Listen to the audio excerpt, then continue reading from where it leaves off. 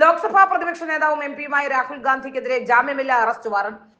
ജാർഖണ്ഡിലെ ചൈബാസയിലെ MPMLA കോടതിയാണ് Congress MP Rahul ഗാന്ധിക്കെതിരെ ജാമ്യമില്ലാ വാറണ്ട് പുറപ്പെടുവിച്ചത്. ജൂൺ 26-ന് നേരിട്ട് കോടതിയിൽ ഹാജരാകാൻ കോടതി ഉത്തരവിട്ടു. നേരിട്ട് ഹാജരാകുന്നതിൽ നിന്ന് ഒഴിവാക്കണമെന്ന രാഹുൽ ഗാന്ധിയുടെ അഭിഭാഷകന്റെ അപേക്ഷ കോടതി തള്ളി. 2018-ലെ കോൺഗ്രസിന്റെ പ്ലീനറി സമ്മേളനത്തിൽ അമിത്ഷായ്ക്കെതിരെ രാഹുൽ ഗാന്ധി നടത്തിയ പരാമർശങ്ങളുമായി ബന്ധപ്പെട്ട കേസിലാണ് കോടതി ഉത്തരവ്. BJP നേതാവ് പ്രതാപ് കത്യാറാണ് കേസ് ഫയൽ ചെയ്തത്. കൊലപാതക കുറ്റം നേരിടുന്ന ഒരാൾക്ക് പോലും BJPയുടെ പ്രസിഡന്റ് ആകാമെന്ന് രാഹുൽ ഗാന്ധി തന്റെ പ്രസംഗത്തിൽ പറഞ്ഞിരുന്നു. എന്നാൽ രാഹുൽ ഗാന്ധിയുടെ പരാമർശം അപകീർത്തികരമാണെന്നും എല്ലാ BJP പ്രവർത്തകരെയും അപമാനിച്ചുവെന്നും ആരോപിച്ച് കത്യാർ 2018 ജൂലൈ 9-ന് ചൈബാസയിലെ ചീഫ് ജുഡീഷ്യൽ മാജിസ്ട്രേറ്റ് കോടതിയിൽ കേസ് ഫയൽ ചെയ്തു. ജാർഖണ്ഡ് ഹൈക്കോടതിയുടെ നിർദ്ദേശത്തെ തുടർന്ന് 2020 ഫെബ്രുവരിയിൽ മാനനഷ്ട കേസ് റാഞ്ചിയിലെ MPLA കോടതിയിലേക്ക് മാറ്റി.